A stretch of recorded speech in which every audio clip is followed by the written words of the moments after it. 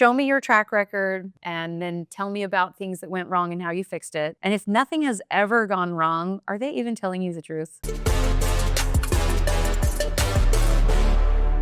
Welcome everyone to another episode of The Real Estate Path. I'm your host, Jim Lee. This show is about the real journey because success isn't about fancy suits or luck. It's about failed offers, blown budgets, and the guts to keep going when everyone else taps out. This show is for beginners or seasoned pro. We're here to deep dive the wins, the loss, and the lessons behind each real estate journey. Today I have a very special guest with me, Gina. Welcome to the show, Gina. Thank you, Jim. Absolutely. Gina, can you tell me a little bit about who was Gina before real estate investing? For sure. I actually have my degree in materials engineering, but I had 4 children pretty young and didn't spend a lot of time working in engineering because that didn't align with my raising children. But while I was raising children, I ran 2 small businesses. One was a swim school and one was a music school, which was great for my kids because now they're all pretty good at swimming and music. But then when my kids started to leave the house and grow up, I wanted to change paths. And I lived in an area where I saw some friends making as much money as I was making, and all they were doing was managing Airbnbs that they owned. And I thought, I want to do real estate instead of working so hard to do these other businesses. So I decided to get into real estate and I joined a few mentorships. Eventually I found my way to Pace Morby's Sub 2 community. I did successfully buy some rental properties, long-term rental, and the rent from the long-term rental, which is in another state, helps me get enough income to pay rent so that I can rent a house in the place where I like to live, which is an affluent place where I'm not really interested in buying long-term. So this works for me. I get to live where I want and I own something that helps me pay rent for where I live. So it almost feels like I own the house I live in, but I don't. Then I was a general partner in a few multifamily deals. And I also did private money lending with several people that I met. Some of them went well and some of them didn't. Then I met my current partners who are doing wraps, and we've been doing that for 18 months. Awesome. So a lot to uncover there. Yeah. Right. Let's start from the beginning. You mentioned you invest out of state and you got hooked through the rental properties that you own. Right. In the beginning. A lot of people have issues thinking, oh, investing out of state. How do I build teams on boots on the ground? How do I manage my team, set the right expectation remotely? Can you explain, elaborate a little bit how you are able to overcome that challenge? When it came to my rentals, this was my first endeavor and I kept it so simple. I bought a turnkey rental. It didn't need to be renovated. It had already been renovated. And I have a management company handling the renters, and that's it. So I do not have a whole team on the ground. I have my management company and that's it. But go to the other end of my timeline. Now I have a team and we do all of our investing in Florida. We buy sub 2s and we wrap them. And I live in Washington State. I have a partner that lives in Washington State and another partner that lives in California. None of us live in Florida, but we do have one team member that lives in Florida. But most of what we do, we manage to do remotely. And again, I'm taking some shortcuts here. We buy properties that don't need very much work. So I can tell you the different parts of work that we need, and none of them need very much supervision. So first, we buy deals from wholesalers, and just by looking at the numbers and the math, we can tell if it's going to be something we're interested in. We send a general contractor who we connect with online to go walk the property and just tell us what he thinks would need to be done. And hopefully the answer is nothing. But sometimes it's replace a toilet or fix a floor. It has to be very little, otherwise we won't buy it. Then we get it under contract. Then we hire an inspector to go do an official inspection and give us videos and photos and footage. We still haven't been to the property. Then we hire a cleaner to go do a professional cleaning and send us videos and photos. And we have someone do the same with the yard. We haven't been to the house. All of these people we found online, and we have VAs who are connecting and taking lots of bids and finding the right contractors. You can hire someone to do almost anything. We hire a locksmith to go put a keyless entry onto the door so that all these people that we're calling can get in. So the house is ready to be shown. We hire a videographer to go take video and photos, and then we create a listing, and then we start marketing it. And then when people want to see the house, they can use the keyless entry to walk the house, and we still haven't been there ourselves. So we can get very far down the path. They can even fill out an application with us, and we can have an interview with them virtually, and we still haven't been to the house, but we've got all these pictures, we've got all this data. We also have our locksmith install security cameras. And then once we get the house sold with our wrap buyer, we take back the security cameras and we take back the keyless lock and we use them on the next house. Yeah. So we get a lot done, and sometimes we don't have to go in person. But we do have boots on the ground in Florida. If they want someone to come meet them, that can happen. But you can also get a realtor to be the one to show the house to them. Basically, you can find someone to do all those things. Yeah. You don't have to be there. As long as you can look at the numbers and you can look through the data, it'll still work. Houses are just numbers on a spreadsheet, really. Absolutely. But like I said, though, we're not renovating. That's much more complicated. And I feel that I would need more control if I were actually doing full renovations. Yeah. More intimate presence. Yeah. So we're okay, though. Okay. Yeah. Sounds good. Yeah. You definitely know what you're getting yourself into, and you already had that vision mapped out. Right. We wanted to be able to build a system that didn't require our physical presence. That was one of the initial decisions, and we did that. But that means buying houses that don't need full renovation. So that's where we're at. And we did 50 in 2025. Wow. That is amazing. It is. So out of the 50 deals you've done, what has been one of the most challenging deals you had to go through? And then what's the lesson behind it? If I were going to give lessons to people, it would come from earlier in my career when I was doing a lot of PML deals. I still do PML, private money lending, time to time. But when I was new at private lending, I got bamboozled in a few deals that went bad. And that is the thing that I would tell new investors, especially if they're thinking of doing PML, is to put the brakes on, slow down, and don't be in a rush to deploy your money. And you have to be able to underwrite the deal. Don't think that someone else is going to underwrite the deal and tell you it's a good one. This is totally where you should place your money. Don't trust that person. Yeah. Nobody cares about your money as much as you do. And if you don't feel like you can be a really confident underwriter, then don't do PML. It's much more risky than some other places to invest. I feel like a structured fund or syndication might be a level up on the security, because a team that puts together a syndication, it still doesn't mean it's going to be a slam dunk win, but they have taken the time and effort to spend the money to structure the fund or the syndication. And I don't think that these slapdash, totally inexperienced, totally new borrowers are going to take the time and the money to do that. So it's just one small thing. If you feel insecure about your underwriting, if you're like, I want a deal that's a little bit easier to decide, that might be one way to go. I just feel a little bit safer about those, but there's just so much risk. You have to learn how to underwrite a deal and feel comfortable with it and understand the numbers, and only then should you deploy your money. I will reveal some of my weaknesses. I loaned on a deal where they based the loan to value on the loan to ARV, after repair value. So they convinced me it's okay to loan 80% of the after repair value. But as you know, after repair value is a happy vision of a dream that doesn't exist. The current value is the only thing that matters. So I loaned money to someone and gave them some repair money up front, and they just took it and then ran away. And then I ended up with the deed to the house, which is worth close to nothing. And the amount that I had loaned was high and above what the current value was. And I'm like, there's no way to recover my money here. So my security was I can get the deed, but when I got the deed, I was left with something worthless. So don't loan based on the ARV. That's just one small beginner tip. And I can't believe I missed that when I was a beginner. Like, that's a big regret that I have. Yeah.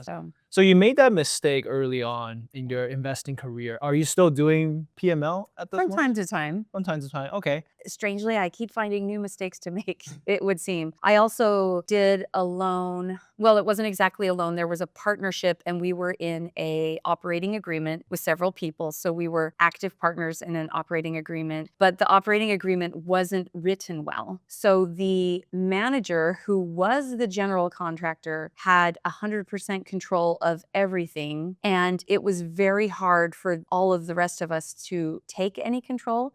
And that manager misused the funds, wasted the funds. reallocated some to other places, didn't share his financial statements with any of us. And when the money was all gone, he dumped the house at a loss and we lost our money. And so as a group, we had to decide if we wanted to try to pursue him and sue him, but then that was going to cost hundreds of thousands more, or if we were just going to cut our losses. But do not go into an operating agreement thinking that gives you any kind of security or control, because it doesn't give you any control. You're not the manager. And as a group, what does the operating agreement say? How do you take over control? And what does the manager have to do in order to have control of the money? Don't just give him control of the money all the time willy-nilly. He should still have to show work done, and then the rest of us should be able to vote if he's allowed to take more money. And someone else should control the bank account perhaps, but it was kind of a mess. And that was the only time I did something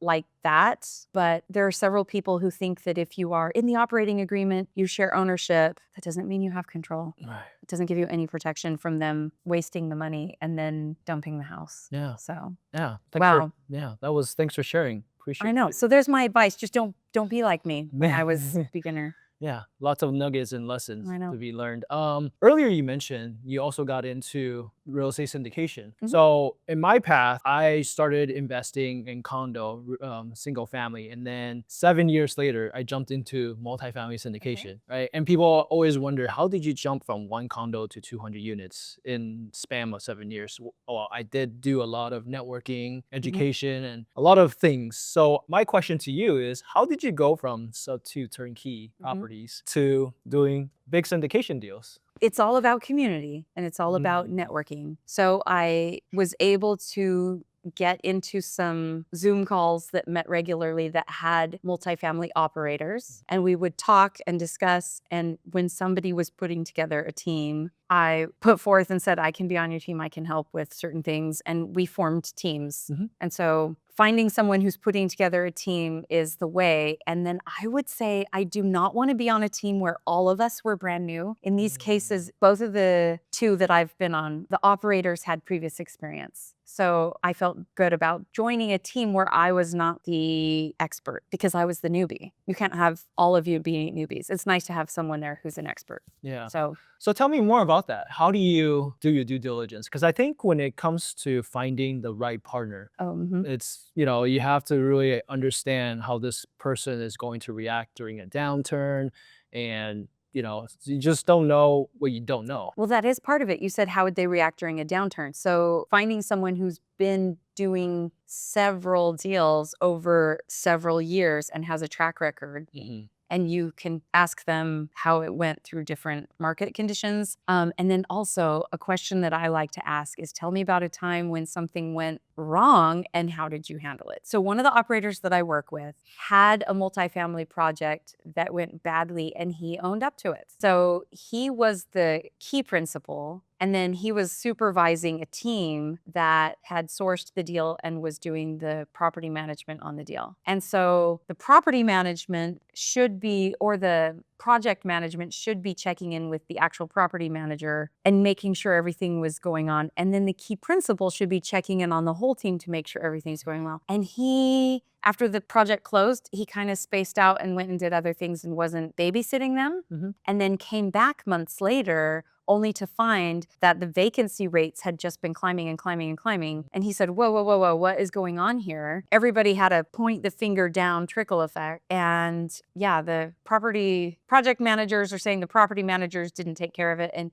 the key principal is saying, yeah, but if that happens, you fire them and you hire someone else. Why didn't you do that? And they're like, oh, I don't know. But they also didn't come to him and ask for help from him. But also he realized he didn't check on them to see how it was going. So they decided and they talked to the investors. At that point, it wasn't cash flowing. It was not really moving. And they talked to the investors and everybody agreed to just sell the property, end the partnership. Nobody really made any money. And they all just went on to the next project with different teams and things. So it wasn't a success. It wasn't a huge failure, but he learned something about accepting responsibility. So when I hear that from him, I like that because he's already learned something from the past. I like that better than talking to someone who says that they are infallible and says that they've always been a winner. And that makes me a little nervous to hear someone say that. Yeah. You know, Yeah. I've never lost. I'm always a winner. Yeah. And I'm thinking, how realistic are you though? Are you overconfident? And I have worked with someone who was overconfident and we ended up not doing the deal. Some people sound really confident, but then when you look at their history, they've only ever done one deal, and that's not enough to be that confident. Yeah. Gotta have that track record Yes. experience, right? Show me your track record and then tell me about things that went wrong and how you fixed it. And if nothing has ever gone wrong, are they even telling you the truth? Like, who hasn't had something ever go less than perfect? Yeah. Right? Yeah. So if you're being interviewed, just be honest with people. I would think that people feel more reassured hearing how you overcame problems rather than thinking you never have problems. Yeah. Because that's just not real. Yeah, because at that point, what is it that you're hiding? Exactly. What is it that you're not telling me? Yeah, because in real estate, you're bound to lose money at some point. And So people say if you don't lose money, that means you haven't been in real estate long enough. Right. Yeah. Something's going to go up or down, or at least you break even and you are scared to death and you get out of the deal. So Absolutely. So what's your role in the real estate syndication world? Are you a limited partner, general partner on the deal? on the deals, the multifamily deals that I'm in, I'm a general partner. Okay. And I do investor relations with them. So I help prepare the quarterly reports and make sure everybody gets their K1s, and we have meetings occasionally. Okay. With my partnership now, where we did 5 investment clubs. The investment clubs have active partners. So we have a meeting every single week with our partners to talk about what properties we bought and sold that week and what work we've done. And they get to give input on what's going on. When we are now, instead of doing investment clubs for our wraps, we've launched a fund, a 506c fund. Okay. So again, in that fund, we don't have to have weekly meetings, but we still have occasional meetings and we still have reports. So I'm a general partner in the fund. Awesome. And oftentimes when people are getting into a new niche, they often kind of have this imposter syndrome, like, oh, like how can I bring value to this team? Because I don't really know much. I don't have any experience. So how are you able to figure that out? That, okay, I can help this team doing K1s and I can just fit in with it. Well, I don't prepare the K1s, but I'm like communicating with, sure. I can help find the accountants. I can help communicate with them. Anyway, Okay. well, there's a structure for what you should be doing in each role. So doing some education, I did take a mastermind that was about multifamily. And I'm like, I want to fulfill all the duties of this role. So learning how to do that, having a little bit of education helps. But meet with the team and talk about what needs to be done and then find ways to add value. In our current project, there are many little steps that need to be done. For example, I'll be going to our properties and filming some content and helping create social media to help with marketing. That's not, I mean, if I can be helpful, I'll be helpful. If I can help, then I will. So that's one thing that I'm doing this week. That's just, I don't know. It wasn't assigned to any particular general partner to go film content, but I'm here at the properties. I'm going to go film content and share it with everybody and give it to our marketing team to help us use it. Yeah. And look at what's going on in the business. All the general partners right now meet together and discuss what needs to happen. Every week we have a meeting where we discuss like what big things do we need to figure out to move forward. And there's always something. There's never a week where we meet and there's nothing that we need to figure out. So we have that meeting every week. So if you're a general partner, you go to that meeting and you help out with something. And so that's just be part of the team. Yeah. And that's what I love about syndication. It's a very team collected effort, right? Yeah. It's how, every single person on the team has different skill set, different strength, and everyone can contribute towards something for a bigger deal, to work out. So you don't know what all the many, many tasks are going to be until you sit down every week and go through them and everybody divvies them up and just be ready to take on whatever's needed. Yeah, absolutely. So I'm going to shift geared a little bit. Okay. Wanted to ask you, what do you do? What do you like doing outside of real estate investing? I am a musician. Before I did real estate, I had a music program. So now instead of playing the music for that music program, I get to play instruments that I like. So I play upright bass and electric bass. Okay. And I get to perform about once a week. So okay. And where? For groups. I play bluegrass with a local group, and we usually go to like retirement homes and farmer markets. That's awesome. and just like local street venues and Yeah. things. And then sometimes I play with a small band that's a singer-songwriter who's got original songs. And then I also play for like worship bands. So I have a good time. Awesome. Yeah. That's so very cool. Very interesting fact I've learned about you. So that's so do you so yeah, I know you mentioned earlier in the beginning of the show you said you are able to pass this down to your kids too.